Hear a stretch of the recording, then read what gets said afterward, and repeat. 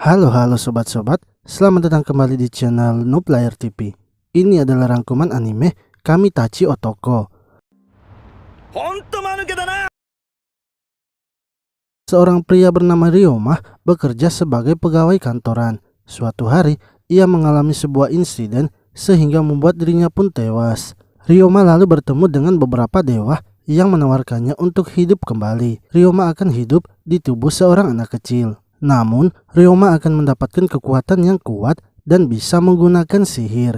Ryoma sangat senang karena nantinya ia akan bisa menggunakan sihir. Para dewa juga akan membuat Ryoma bisa menggunakan semua elemen sihir. Akan tetapi, Ryoma harus mengembangkan sihirnya sendiri. Ryoma juga diberitahu agar tidak boleh memberitahu siapapun kalau ia berasal dari bumi dan telah reinkarnasi. Para dewa ingin agar Ryoma nanti mengaku hidup bersama dengan nenek dan kakeknya di hutan. Setelah mendapatkan penjelasan tentang dunia barunya, kini Ryoma bersiap untuk dikirim ke dunia tempat ia akan hidup lagi. Namun sebelum itu, para dewa memberitahunya bila nanti Ryoma sampai di kota, ia harus pergi ke gereja agar bisa berbicara dengan mereka lagi. Lalu, Ryoma akhirnya telah reinkarnasi di dunia barunya. Para dewa juga memberikannya sebuah buku agar bisa menunjang kehidupannya. Ryoma mendapatkan kekuatan yang besar, akan tetapi karena tubuhnya yang kecil sehingga ia masih harus menyesuaikannya. Ryoma kemudian bertemu dengan slime berwarna biru. Ryoma pun langsung membuka bukunya dan menemukan sihir penjinak. Ia langsung saja menggunakan sihir itu untuk menjinakkan slime tersebut. Hingga akhirnya Ryoma berhasil menggunakan sihir dan menjinakkannya. Kini dimulailah kehidupan baru dari Ryoma. 3 tahun kemudian, Ryoma sudah memiliki rumah dan tinggal sendirian di dalam hutan.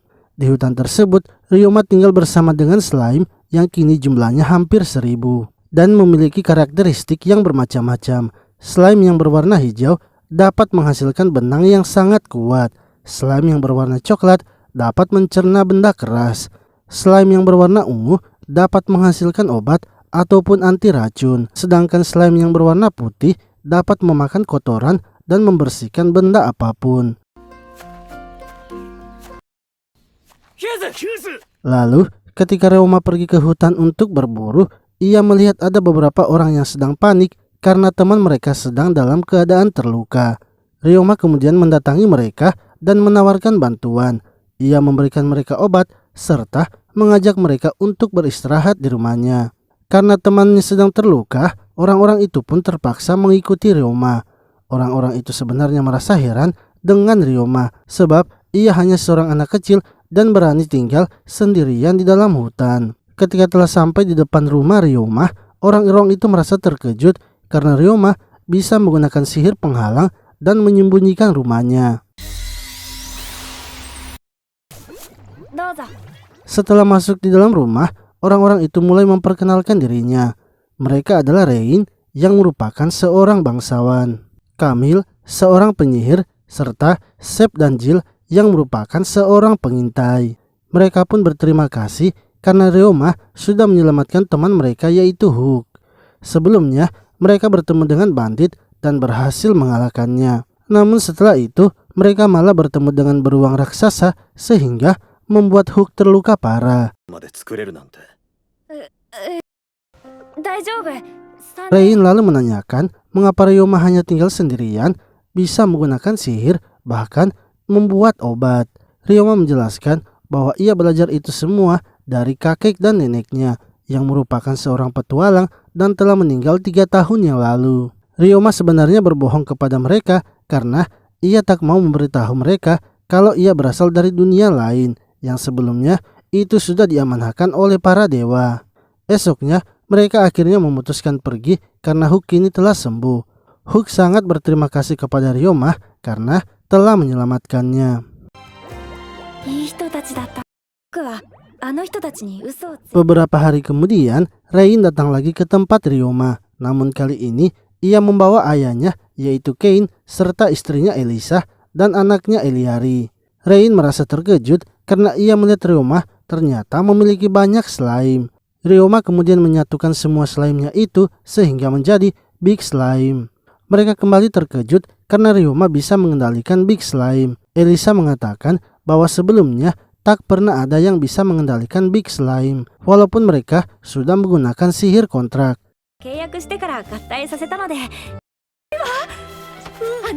Ryoma menjelaskan bahwa walaupun inti dari Big Slime itu hanya terlihat satu, namun sebenarnya itu gabungan dari ratusan inti slime.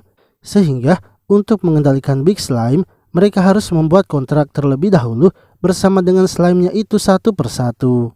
Lalu setelah masuk di dalam rumah, Rain mengatakan bahwa sebenarnya mereka memiliki tujuan masuk ke dalam hutan. Selain bertemu dengan Ryoma, mereka juga memiliki tujuan lain, yaitu Eliari yang ingin menangkap slime dan membuat kontrak pertamanya. Sebab mereka ternyata adalah keluarga pengendali monster.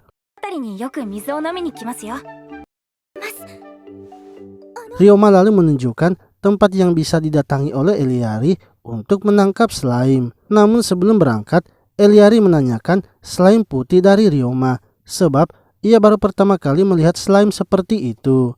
Ryoma menjelaskan bahwa slime putih bisa membersihkan benda apapun. Ia pun juga langsung menunjukkannya dengan membersihkan pakaian goblin yang terkenal sangat kotor.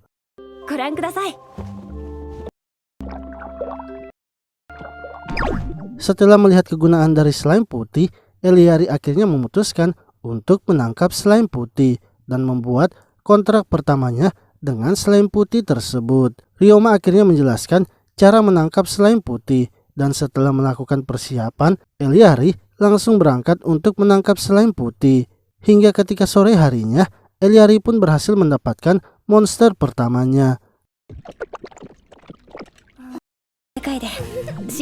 Lalu, Kane menanyakan kepada Ryoma apa yang akan ia lakukan selanjutnya.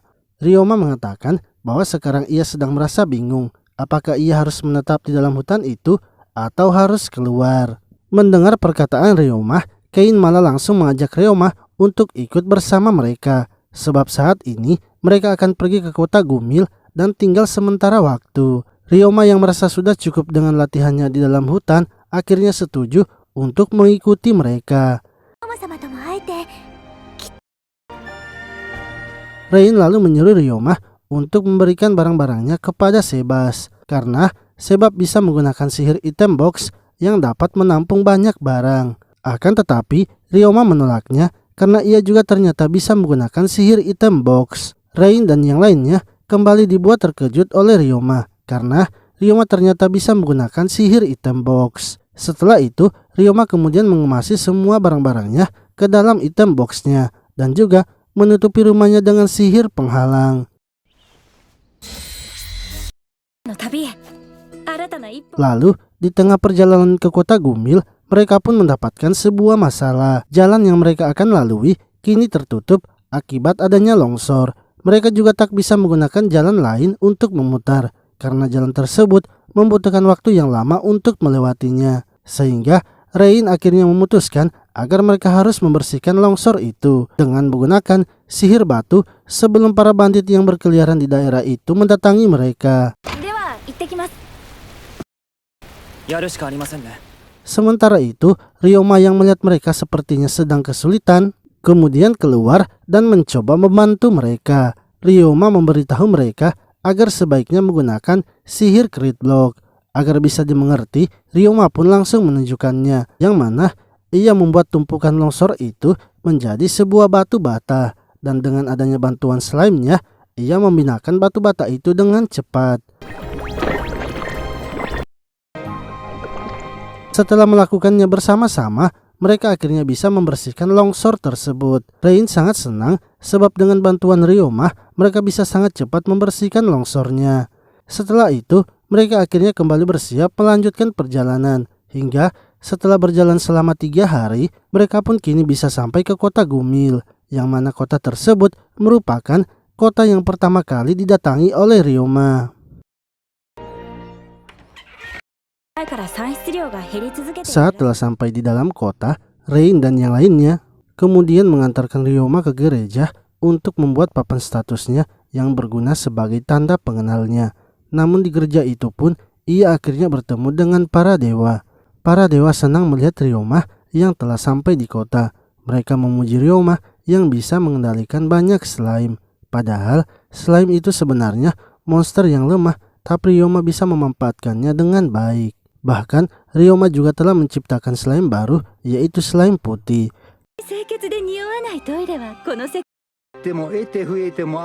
Setelah lama mengobrol bersama, tibalah waktunya Ryoma akan kembali. Sebelum menghilang, para dewa memberitahu Ryoma bahwa dewa yang lainnya itu ternyata tertarik juga kepadanya. Mereka heran, dewa perang dan dewa sihir yang membenci manusia kini tertarik kepada Ryoma. Mereka juga memberitahu Ryoma agar kembali lagi ke gereja jika ingin bertemu dengan mereka. Pembuatan papan status dari Ryoma kini telah selesai. Kain lalu memberitahu Ryoma agar tidak menunjukkan papan statusnya kepada orang-orang. Sebab dengan kemampuan Ryoma yang sangat tinggi, pastinya banyak orang yang akan memburu Ryoma bila mengetahui kekuatannya. Untuk itu, Ryoma sebaiknya segera mendaftarkan diri ke Guild Petualang, sehingga Ryoma bisa mendapatkan posisi dan peringkat yang tinggi di Guild Petualang. Mereka akhirnya pergi menuju ke Guild Petualang. Namun, mereka pergi ke guild yang berfokus pada penjinak dan pemanggil monster. Ryoma dan Eliari kini mendaftarkan diri mereka. Akan tetapi, Ryoma yang hanya mengendalikan monster slime akan kesulitan naik peringkat, sebab guild tersebut menentukan kenaikan peringkatnya dengan melihat monster yang bisa dikendalikan oleh orang-orang. Kain akhirnya menyarankan agar Ryoma mendaftarkan saja dirinya ke Guild Petualang, sebab Ryoma sendiri bisa mengalahkan beberapa bandit. Di Guild Petualang, keterampilan bertahan hidup dan kemampuan bertempur itu sangat penting, sehingga pastinya itu akan sangat cocok dengan Ryoma. Namun sebelum masuk ke Guild Petualang, ada tes yang harus dilewati oleh Ryoma. Ryoma melakukan tes masuk, dipimpin langsung oleh ketua Guild Petualang, yaitu Morgan. Morgan langsung menyuruh Ryoma menunjukkan kemampuan memanahnya dengan menembak 5 sasaran yang ada di depannya. Ryoma dengan sangat akurat mengenai kelima sasaran itu. Morgan kemudian melanjutkan dengan memberikan Ryoma target yang bergerak. Sebelum itu, Morgan menjelaskan bahwa alat yang akan melontarkan target Ryoma diciptakan oleh seseorang yang ahli penembak jitu. Sasarannya itu berjumlah 50 dan anak panah Ryoma juga akan berjumlah 50, sehingga bila Ryoma ingin berhasil maka ia tak boleh meleset sekalipun. Ketika Ryoma memulainya, ia menembak semua targetnya tanpa meleset sekalipun. Bahkan Ryoma juga bisa menembakkan anak panahnya 4 sekaligus. Hal itu membuat Rain dan yang lainnya sangat terkejut.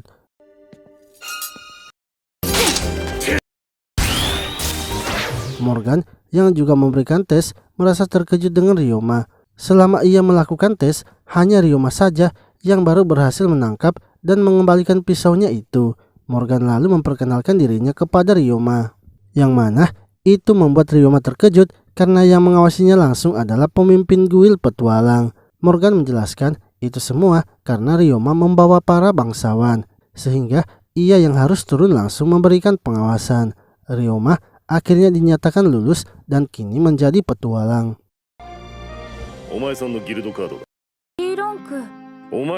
Morgan memberikan kartu guild petualang Ryoma yang sekarang berada di peringkat G. Sebenarnya dengan kemampuan Ryoma itu, Morgan bisa saja menjadikan Ryoma ke peringkat E. Namun itu akan membuat petualang yang lain menentangnya, sehingga Morgan ingin agar Ryoma harus naik ke peringkat selanjutnya dengan membuktikan kemampuannya. Setelah itu, Ryoma pergi melihat misi untuk petualang tingkat G, yang mana ia menemukan misi untuk membersihkan Ryoma. Ryoma langsung saja mengambil misi itu dan bergegas pergi ke rumah kliennya yang bernama Mia.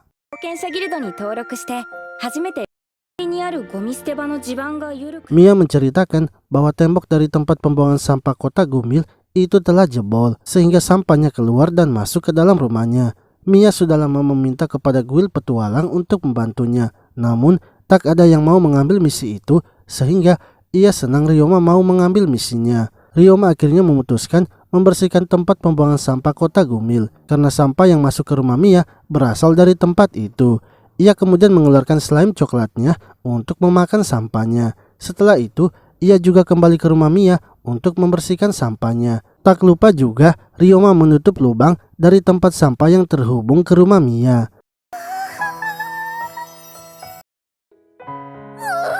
Melihat rumahnya yang telah bersih, membuat Mia sangat senang.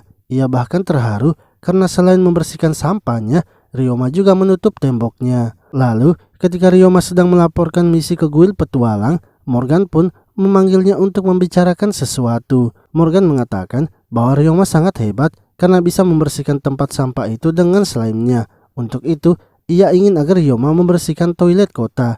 Sebab pemerintah di kota Gumil memangkas gaji para pekerja pembersih toilet, sehingga tak ada lagi yang ingin membersihkannya karena upahnya sangat kecil. Ryoma bersedia menerima misi itu dan akan melaksanakannya pada esok harinya. Ia kemudian kembali ke tempatnya dan memberitahukan hal itu kepada Rain, yang mana Rain langsung menyuruh Sebas untuk menyelidikinya. Karena menurut laporan yang ia terima, anggaran di kota Gumil itu tidaklah berubah, sehingga pastinya ada yang telah melakukan korupsi di kota Gumil. Esoknya, Ryoma kemudian memulai pekerjaannya untuk membersihkan toilet umum. Dengan slime-nya, tak butuh waktu lama Ryoma berhasil membersihkannya.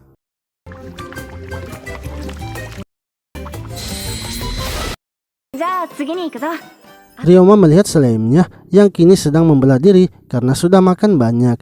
Ketika Ryoma membersihkan status slime-nya itu, ia terkejut sebab kekuatan anti racun slime-nya meningkat, yang mana slime-nya kini telah kebal terhadap racun miasma. Ryoma akhirnya menyadari kalau di tempat itu ada racun miasma. Ia kemudian segera melaporkannya kepada kuil petualang yang juga saat itu ada Rain dan yang lainnya.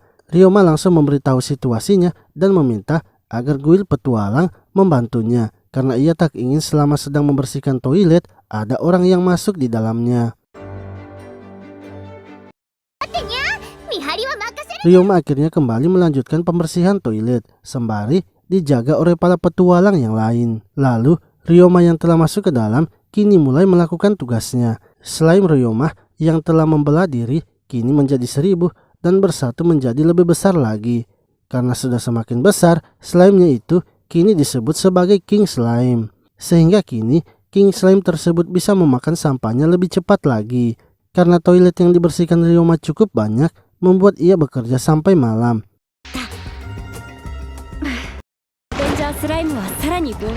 Kini setelah membelah diri, jumlahnya juga telah mencapai 3000-an.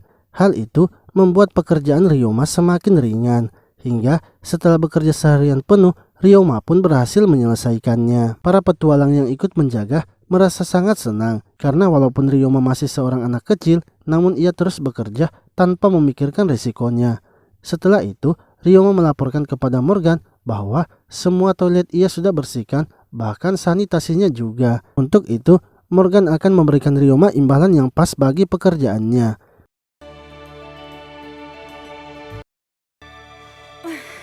Ryoma yang akan pulang kembali teringat dengan masa lalunya, karena di kehidupannya yang sebelumnya, ia bekerja di perusahaan gelap dan juga hampir setiap hari pulang di pagi harinya. Ketika ia pulang juga, tak ada yang selalu menyambutnya. Namun, Ryoma yang pulang ke tempatnya kali ini disambut dengan hangat oleh Rain dan keluarganya. Hal itu membuat Ryoma sangat terharu dan langsung menangis. Esoknya, Eliari kemudian meminta agar Ryoma mengajarinya menggunakan sihir. Ryoma menjelaskan bahwa jika Eliari ingin menguasai sihirnya, sebaiknya ia harus berpikir sedang bermain bersama sihirnya. Dengan begitu, Eliari akan lebih cepat menggunakan sihir. Ryoma pun memberikan contoh dengan membuat kembang api, serta membuat balon dengan sihir airnya. Ryoma juga memodifikasi balon itu hingga menjadi sebuah ikan. Setelah mengajari Eliari, Ryoma juga meminta diajari sihir oleh Kamil, yang mana Kamil pun bersedia dan langsung mengajarinya. Kamil menunjukkan sihir api yang ia ubah bentuknya menjadi anak panah. Ryoma pun berhasil menggunakan sihir itu, bahkan memiliki dampak yang lebih besar.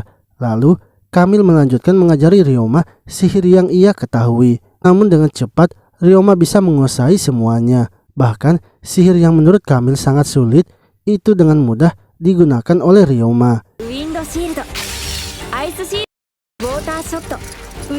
Kini Kamil tak punya lagi sihir yang bisa ia ajarkan kepada Ryoma. Mendengar hal itu, Sebas lalu menawarkan akan mengajari Ryoma sihir ruang. Sebas kemudian menanyakan selain item box, sihir ruang apa saja yang bisa digunakan oleh Ryoma. Ryoma juga ternyata bisa juga menggunakan sihir teleport. Menurut Sebas, jika Ryoma bisa menggunakan sihir teleport, maka Ryoma juga pasti bisa menggunakan sihir tingkat menengah. Seperti sihir warp, jika Ryoma membayangkan tempatnya dengan jelas, maka Ryoma akan bisa berpindah tempat dengan jarak yang jauh.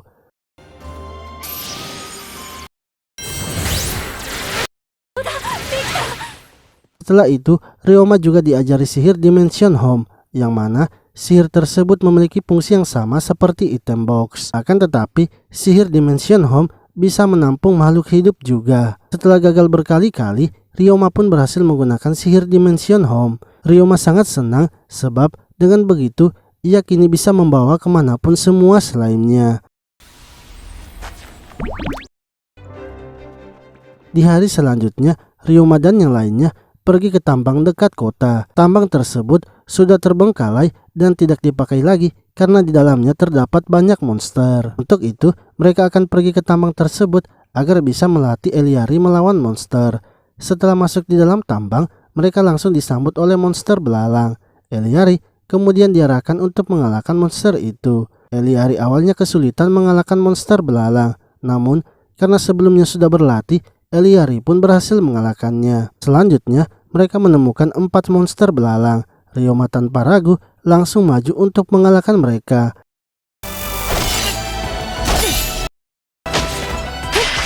Kamil dan yang lainnya sangat terkejut karena selain bisa menggunakan sihir, Ryoma juga bisa melakukan pertarungan jarak dekat. Setelah mengalahkan beberapa monster, mereka akhirnya memutuskan untuk kembali. Akan tetapi, Eliari melihat ada slime hitam yang merupakan slime logam. Ia pun langsung mengejar slime logam itu dan setelah menangkapnya, ia memberikannya kepada Ryoma. Hal itu ia lakukan sebagai bentuk terima kasihnya karena Ryoma sudah mengajarinya cara bermain dengan sihir.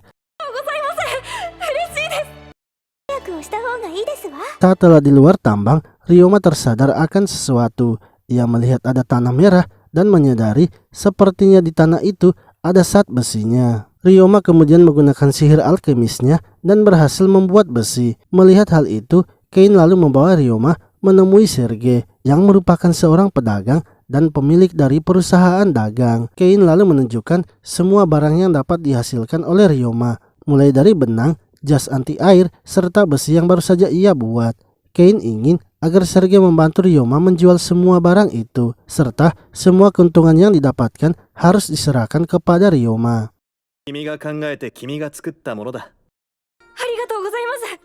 Mendengar hal itu membuat Ryoma sangat terharu sebab ia merasa kalau pekerjaannya selama ini bisa dihargai. Karena di kehidupannya yang sebelumnya, seberapa keras pun Ryoma bekerja, ia sama sekali tidak pernah dihargai oleh bosnya. Setelah itu, Ryoma dan petualang yang lainnya berkumpul di ruangan Morgan. Morgan memberitahu mereka bahwa ada misi untuk menumpas monster yang ada di tambang. Setelah menyetujui misinya, semua petualang akhirnya dipanggil untuk bersama-sama membasmi monsternya agar tambangnya bisa digunakan lagi. Ryoma kemudian masuk ke dalam bersama dengan Mia dan yang lainnya. Saat di dalam tambang, Jeb menanyakan berapa jumlah slime yang Ryoma telah kendalikan. Ryoma mengatakan bahwa sekarang ia telah mengendalikan sekitar 4.000 slime. Hal itu membuat mereka sangat terkejut karena itu merupakan jumlah yang banyak. Welen lalu meminta agar Ryoma menghabisi monster yang bisa terbang, sebab di antara mereka semua hanya Ryoma saja yang bisa menggunakan sihir serangan. Hingga ketika mereka berhadapan dengan monster belalang, dengan cepat mereka pun langsung mengalahkannya.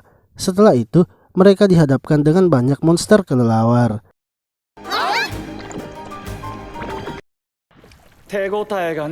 Setelah itu, mereka dihadapkan dengan banyak monster kelelawar. Ryoma lalu meminta agar diizinkan melawan monster kelelawar, sebab ia ingin mengalahkan mereka semua dengan sihir barunya, yaitu sihir bom suara.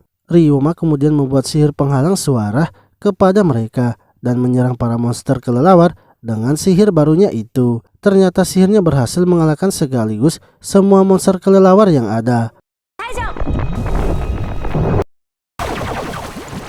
Lalu ketika mereka keluar dari tambang untuk beristirahat, Morgan memberikan informasi bahwa di dalam tambang ternyata ada monster goblin serta memiliki jumlah yang banyak, sekitar 500 goblin.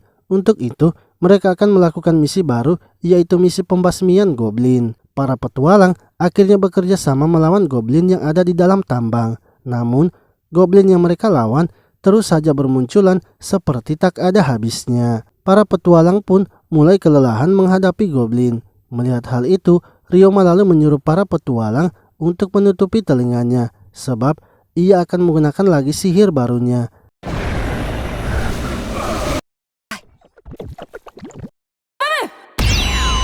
Dengan sihir bom suaranya, Ryoma berhasil membuat para goblin tak bisa bergerak.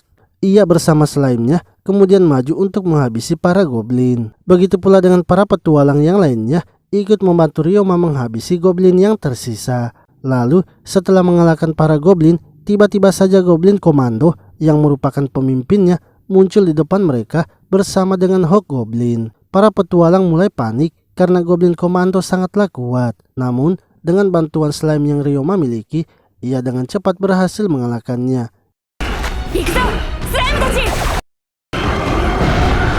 Kali ini tak ada lagi goblin yang tersisa dan semuanya sudah dihabisi. Ryoma kemudian membersihkan pakaian dari Mia dan yang lainnya menggunakan slime putihnya.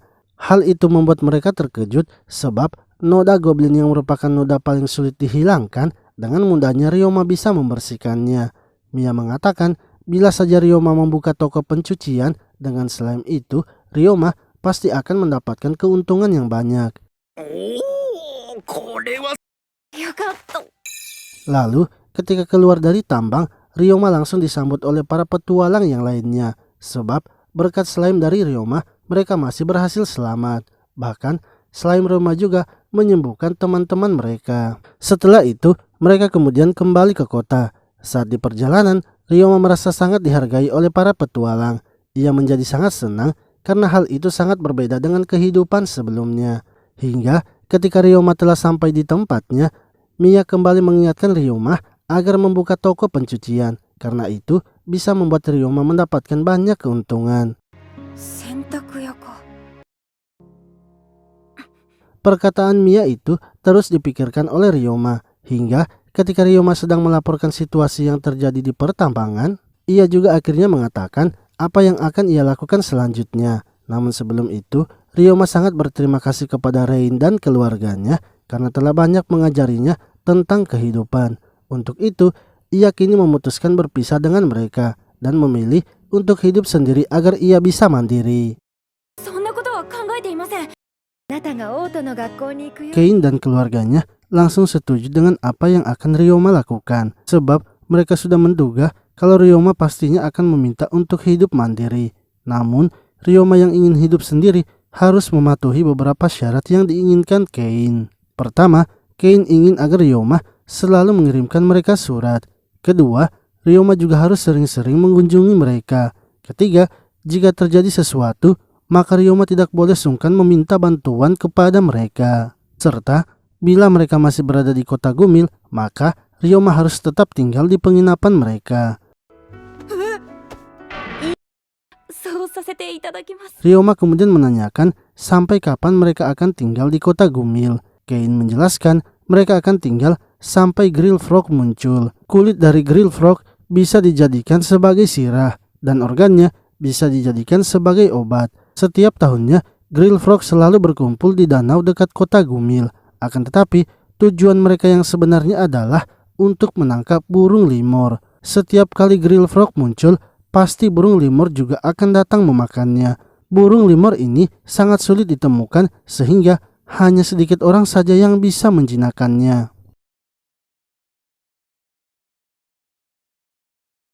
Ryoma kemudian memberitahu mereka apa yang akan ia lakukan di kota Gumil. Di samping Ryoma akan menjadi seorang petualang, ia juga ingin membuka bisnis, yaitu toko pencucian. Para pengawal Rain serta pelayannya setuju juga dengan ide Ryoma. Menurut mereka, toko pencucian Ryoma pasti akan laku. Kane lalu menyarankan agar Ryoma berbicara dengan Sergei di perusahaan dagang, karena Sergei pasti bisa membantu Ryoma memulai bisnisnya. Sementara itu, Rain meminta agar Ryoma menjaga tambang yang mereka telah bersihkan dari monster. Ia ingin Ryoma terus mengontrolnya agar tidak ada monster lagi yang tinggal di dalamnya. Esoknya, Ryoma dan Eliari pergi menemui Sergei untuk membicarakan idenya. Sergei sangat setuju dengan ide Ryoma sebab ide tersebut belum pernah ada. Sergei lalu menyuruh Ryoma agar mendaftarkan dirinya di guild pedagang. Karena jika Ryoma menjadi anggota guild pedagang, maka bisnisnya pasti akan selalu dibantu. Setelah itu, Sergei pergi membawa Ryoma menemui ketua dari guild pedagang, yaitu Glisela. Ryoma pun langsung menceritakan bisnis yang akan ia dirikan, yaitu toko pencucian. Glisea sangat tertarik dengan bisnis Ryoma dan langsung menyetujui Ryoma yang ingin bergabung ke guild pedagang. Ia juga menunjukkan lokasi yang bagus untuk Ryoma membangun bisnisnya. Setelah melihat lokasinya, Sergei juga memberitahu Ryoma bahwa ia akan meminjamkan beberapa pegawainya. Ryoma juga meminta agar Sergei menyiapkan semua bahan-bahan yang akan ia gunakan di toko pencuciannya. Di hari selanjutnya, Ryoma mulai merenovasi tempatnya dengan menggunakan bantuan slime-nya. Selanjutnya, Ryoma menggunakan sihir crit block untuk membuat batu bata. Dan setelah beberapa hari mengerjakannya, kini toko pencucian Ryoma mulai selesai. Ryoma juga meminta Camille dan yang lainnya untuk membantunya. Serta tak lupa juga Ryoma meminta para petualang mengecat dinding tokonya. Sementara itu, Eliari yang datang melihat toko Ryoma menyarankan sebaiknya di depan toko Ryoma ditanami beberapa bunga agar tidak terlihat sepi. Ryoma dan Eliari akhirnya mulai menanam bunga di sekitaran toko Ryoma. Setelah itu Ryoma pergi ke gereja untuk menemui para dewa. Namun saat masuk ke dunia dewa, hanya satu dewa saja yang ada, sebab dewa yang lainnya ternyata sedang menikmati liburannya. Akan tetapi, belum lama Ryoma berbicara, kini waktunya sudah habis. Menurut dewa tersebut, kemungkinan karena dewa yang lainnya tidak ada, sehingga waktunya hanya sedikit. Dewa itu kemudian memberitahu Ryoma bahwa tubuh anak-anaknya itu ternyata mempengaruhi pikirannya, sehingga Ryoma mulai berekspresi seperti anak kecil. Esoknya, Sergei lalu membawa dua pegawainya yang akan dipinjamkan kepada Ryoma, yaitu Kalum dan Kala. Sementara Ryoma kini sedang mempersiapkan makanan untuk pesta peresmian tokonya. Lalu, Sergei dan yang lainnya kini telah sampai di toko Ryoma dan mulai memperkenalkan pegawainya. Sergei mengatakan bahwa walaupun kedua pegawainya itu masih muda, namun di perusahaannya mereka berdua sudah menjadi wakil manajer. Sehingga Ryoma tidak perlu lagi meragukan kinerja mereka. Ryoma kemudian mulai menjelaskan kepada mereka berdua cara kerja tokonya, yang mana slime-nya akan membersihkan pakaian yang kotor.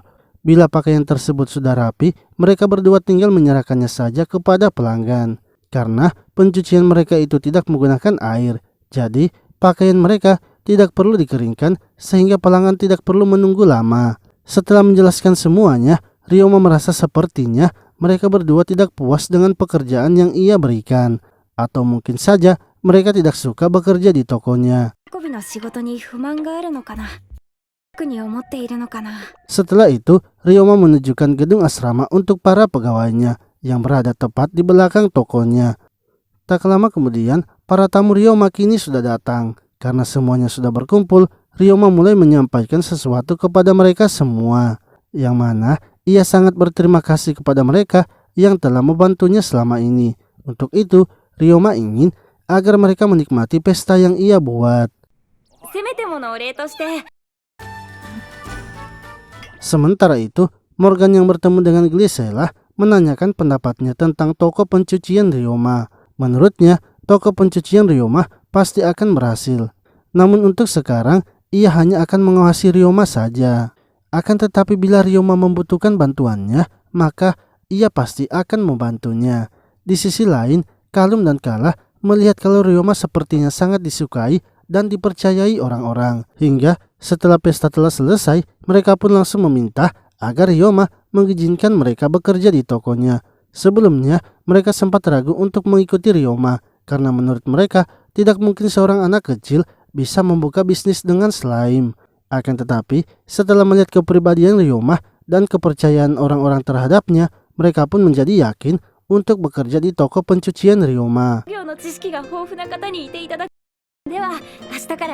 Esoknya, tibalah kini Ryoma akan membuka toko pencuciannya. Ia takut bila nanti tokonya tidak mendapatkan pelanggan. Bersama dengan Eliari dan pegawainya, Ryoma mulai mempersiapkan tokonya. Setelah itu, Ryoma meminta untuk keluar sebentar ke kuil petualang dan menyuruh mereka berdua untuk menjaga tokonya. Karena menurutnya, mungkin saja pelanggan masih akan sedikit sebab tokonya masih baru dibuka. Saat tiba di kuil petualang, Ryoma lalu mengambil misinya dan bergegas menyelesaikannya. Setelah ia selesai, ia kembali ke kuil petualang dan melaporkannya.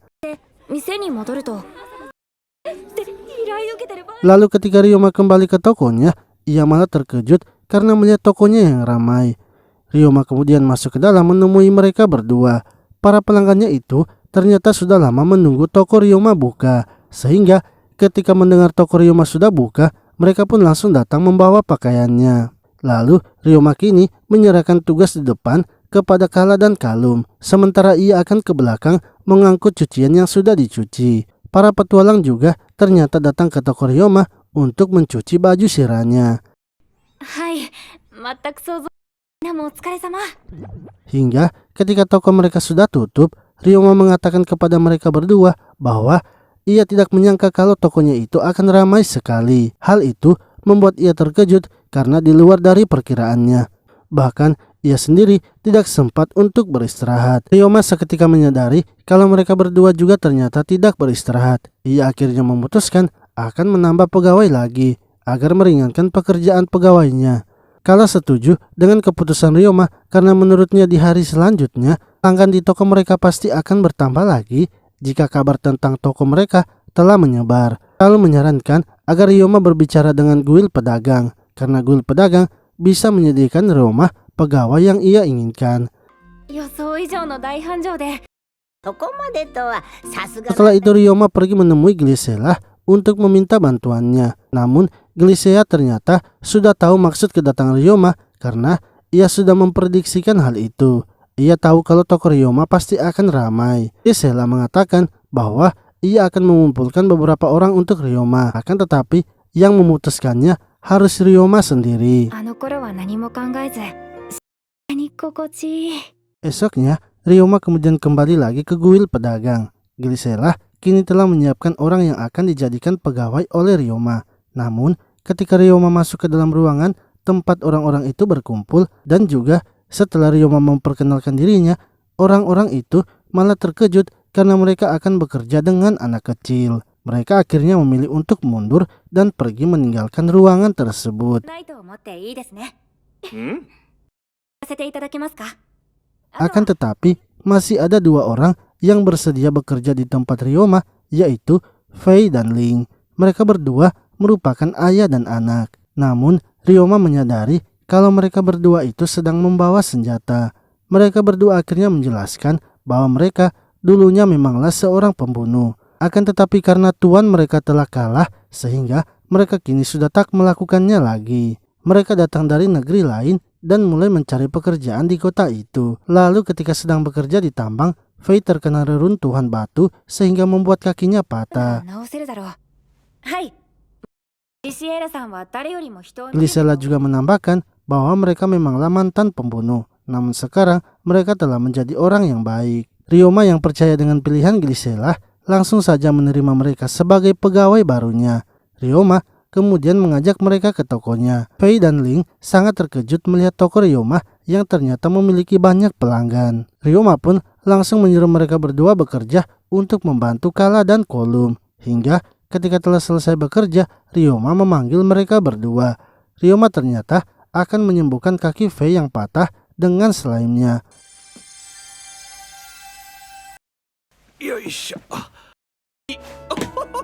Lalu ketika telah berhasil disembuhkan, mereka sangat berterima kasih kepada Ryoma sebab Fei sebelumnya sudah menyerah untuk menyembuhkan lukanya dikarenakan mereka tidak memiliki uang dan biaya klinik yang mahal. Setelah itu Ryoma menunjukkan kamar mereka di asrama pegawai. Fei dan Ling sangat senang sebab mereka kini bisa tidur di atas ranjang lagi. Lalu mereka kembali ke toko dan melihat penghasilan hari ini. Hasil yang mereka dapatkan ternyata lebih banyak lagi dibanding hari sebelumnya. Menurut Kala, itu disebabkan karena di kota Gumil banyak orang yang bekerja sebagai penambang, sehingga pasti akan semakin banyak yang datang ke toko mereka. Bahkan bisa saja ada permintaan dari kota lain. Untuk itu, Kala menyarankan agar Ryoma harus mempertimbangkan membuka cabang.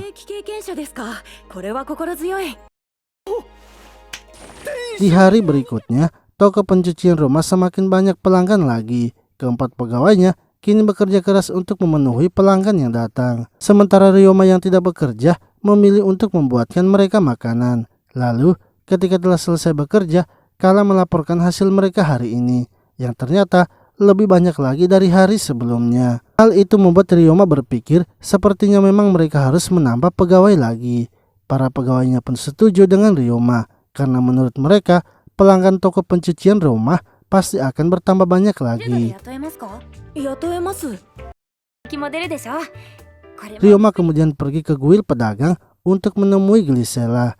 Ia meminta agar dicarikan 3 pegawai dan 1 koki. Glisela menanyakan mengapa Ryoma ingin mengambil koki, karena menurutnya salah satu pegawainya seharusnya bisa mengurus masalah makanan. Namun menurut Ryoma, sebaiknya untuk urusan makanan, ia ingin serahkan langsung saja kepada ahlinya, sehingga pegawai yang lainnya bisa fokus dengan pekerjaannya saja. Esoknya, Ryoma kemudian datang lagi ke kuil pedagang. Glisela kini menyiapkan pegawai yang Ryoma inginkan, yaitu 3 pegawai yang berasal dari desa yang sama dan datang ke kota untuk mencari pekerjaan. Sementara yang satunya lagi adalah mantan koki di penginapan. Ryoma pun langsung setuju untuk memperkerjakan mereka karena ia sudah percaya dengan orang-orang pilihan dari Glisela. Lalu Glisela mengingatkan Ryoma agar Ryoma harus mempertimbangkan membuka cabang. Jika Ryoma sudah siap membuka cabang, maka Glisela akan membantunya.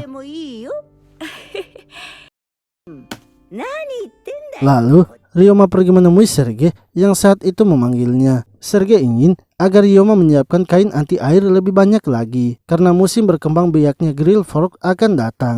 Dalam musim tersebut akan banyak petualang yang datang ke danau, yang berarti pakaian anti air serta sepatu tahan air pastinya akan laku. Sebelum pergi membuat kainnya, Ryoma menyempatkan untuk memberi makan slime-nya bubuk besi. Ia melakukan itu agar slime-nya bisa berevolusi menjadi slime logam. Setelah itu, ia dan Eliari pergi ke pertambangan untuk membuat kainnya. Ryoma sengaja datang ke tempat itu agar tidak ada yang mengganggunya. Sementara Eliari juga akan berlatih menggunakan biolanya. Di hari selanjutnya, sebelum Ryoma pergi ke pertambangan, ia terlebih dahulu singgah ke tokonya untuk melihat kondisinya. Setelah memastikan tokonya berjalan dengan baik, Ryoma kemudian pergi ke pertambangan melanjutkan pembuatan kain anti airnya. Sembari menunggu kain anti airnya kering, Ryoma memutuskan untuk melatih para slime-nya. Ia juga berlatih melawan King Slime.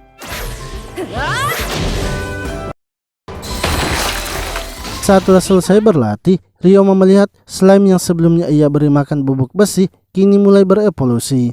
Akan tetapi, saat memeriksanya, ternyata slime itu tidak berubah menjadi slime logam, melainkan berubah menjadi slime besi.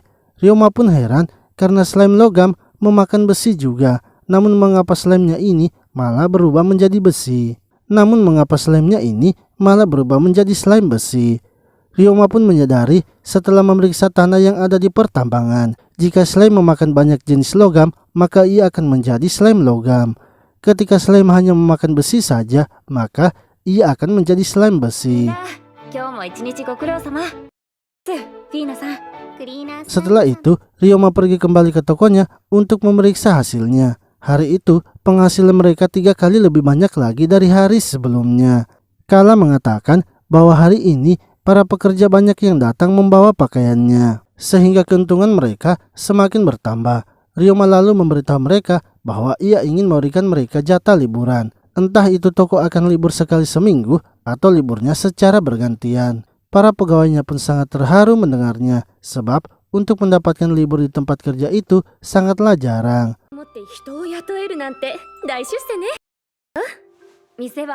Esoknya, Ryoma kini sudah bisa melepaskan dengan tenang tokonya. Ia pun berniat untuk mengambil misi di kuil petualang. Namun, ia mendapatkan kabar bahwa ada sekelompok petualang yang berasal dari negeri lain mendapatkan slime jenis baru dan berniat menjualnya ke kuil penjinak monster. Akan tetapi, karena slime dinilai sangat murah, kuil penjinak monster pun tak mau menerimanya.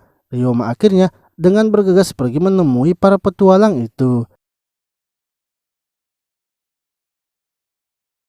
Akan tetapi, ia malah disambut tidak baik oleh salah satu petualang itu. Sebab ia sedang mabuk dan merasa kesal karena slime yang mereka temukan tidak bisa dibeli oleh kuil penjinak monster. Ryoma pun memaklumi keadaan orang itu dan meminta untuk ditunjukkan slime yang mereka temukan. Jika ia merasa slime yang mereka temukan unik dan belum ia miliki, maka ia akan langsung membelinya. Ryoma melihatnya hanya sekilas saja dan memutuskan untuk membelinya. Para petualang itu sangat senang karena Ryoma mau membeli slime-nya.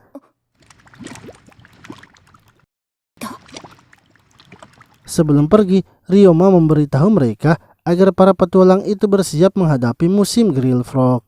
Mereka bisa mendapatkan banyak uang dengan menjual Grill Frog. Sebaiknya mereka tidak pulang dulu ke negerinya dan menunggu musim Grill Frog datang. Ryoma lalu pergi ke tambang untuk melihat jenis kekuatan dari slime barunya. Namun sebelum itu, Ryoma membuat kontrak dengan slime barunya agar nantinya slime tersebut bisa mematuhi Ryoma. Ryoma kemudian memeriksa kemampuan dari slime barunya itu. Tertulis, slime itu adalah slime darah yang bisa mengisap darah makhluk hidup dan masuk ke dalam pembuluh darah.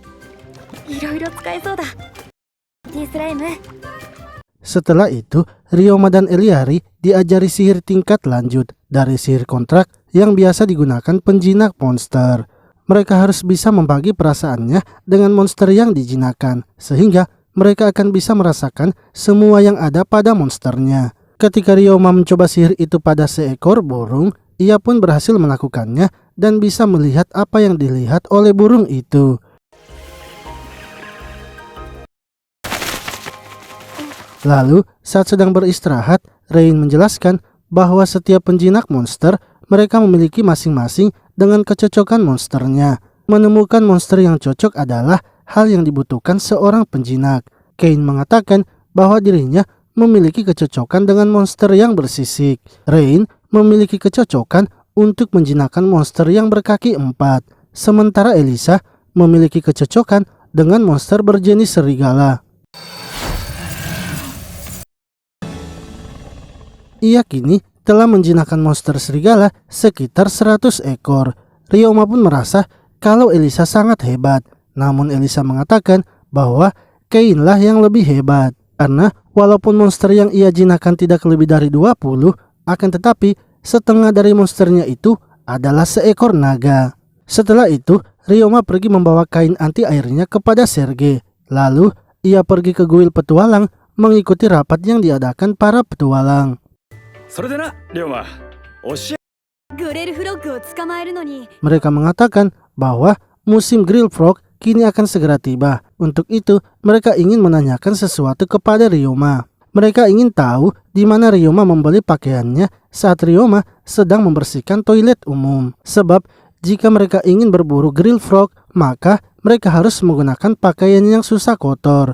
Ryoma lalu memberitahu mereka bahwa para petualang bisa mendapatkannya di perusahaan dagang Serge. Setelah itu, Ryoma kembali ke penginapan dan mendengarkan rencana keluarga Rain. Karena musim frog sudah tiba, mereka akan pergi ke danau 2 hari lagi. Karena hari itu adalah puncak kemunculan Grill Frog dan begitu juga dengan burung limor. Ryoma kemudian mulai melatih permainan gitarnya sebab burung limor sangat menyukai musik. Sehingga untuk bisa mempermudah menjinakkan burung limor, mereka terlebih dahulu harus memainkannya musik. 2 hari kemudian, Ryoma dan yang lainnya kini pergi ke danau. Hari itu terdapat banyak burung limur, bahkan para petualang yang sedang berburu. Rain lalu menunjukkan kepada Ryoma seorang petualang yang sedang mencoba menjinakkan burung limur.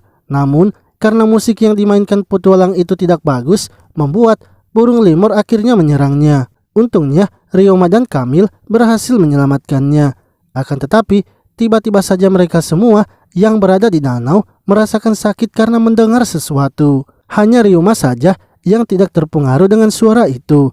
Ryoma kemudian mencari dari mana sumber suara itu, yang ternyata dihasilkan oleh salah satu burung limur. Ryoma akhirnya menyerang burung limur itu dengan menggunakan sihir pelindung, sehingga suara dari burung limur itu tidak bisa keluar. Burung limur itu kemudian pergi meninggalkan danau tersebut. Ryoma lalu menanyakan apa yang sebenarnya dilakukan burung itu.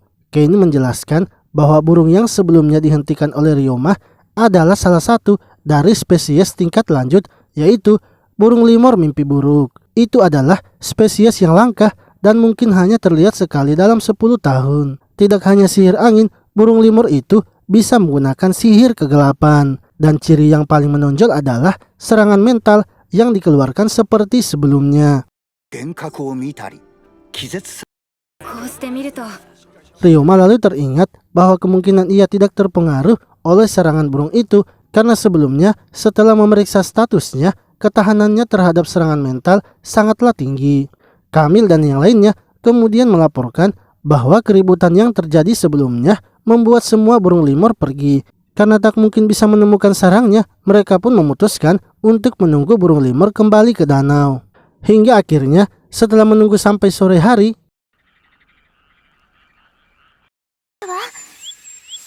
burung-burung limur itu kini telah datang kembali. Ryoma merasa burung limur mimpi buruk sepertinya terus mengawasinya.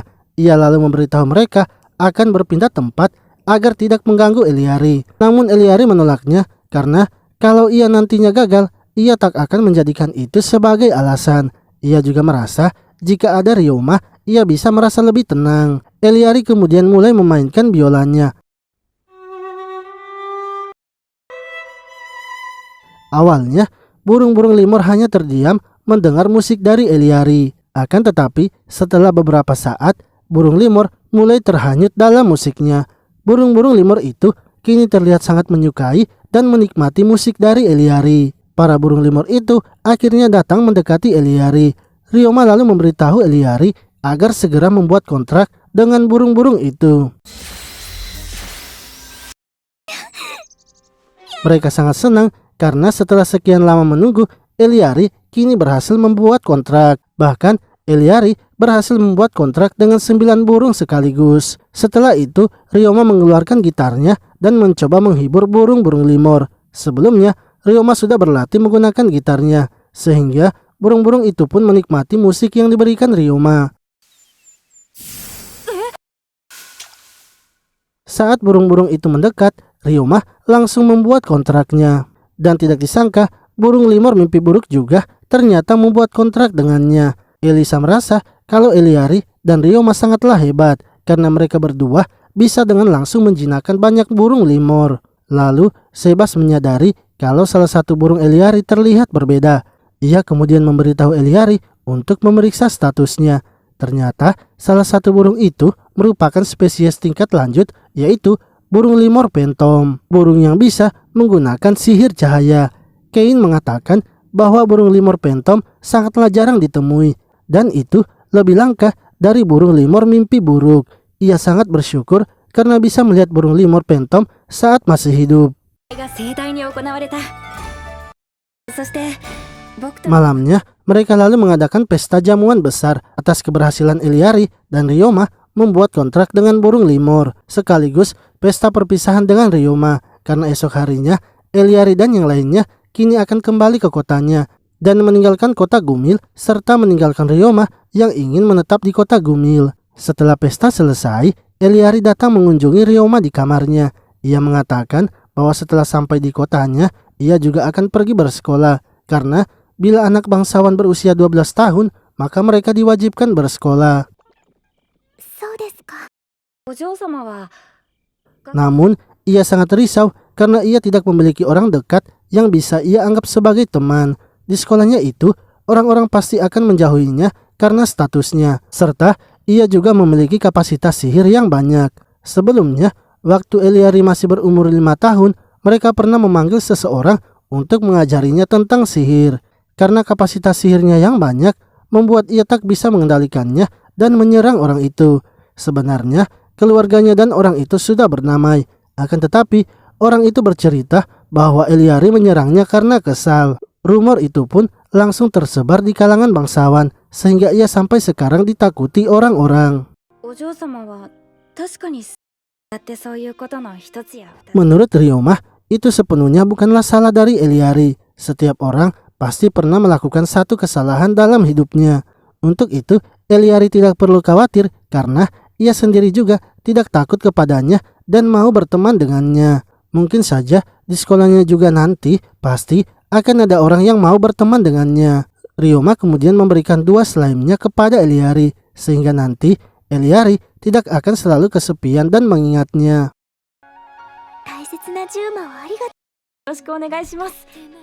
Esoknya, mereka akhirnya bersiap meninggalkan kota Gumil. Sebelum pergi, Eliari mengatakan bahwa ia akan belajar dengan keras sehingga bila mereka bertemu lagi nanti, ia akan menunjukkan peningkatan kemampuan sihirnya kepada Ryoma. Mereka pun akhirnya pergi dari kota Gumil dan meninggalkan Ryoma.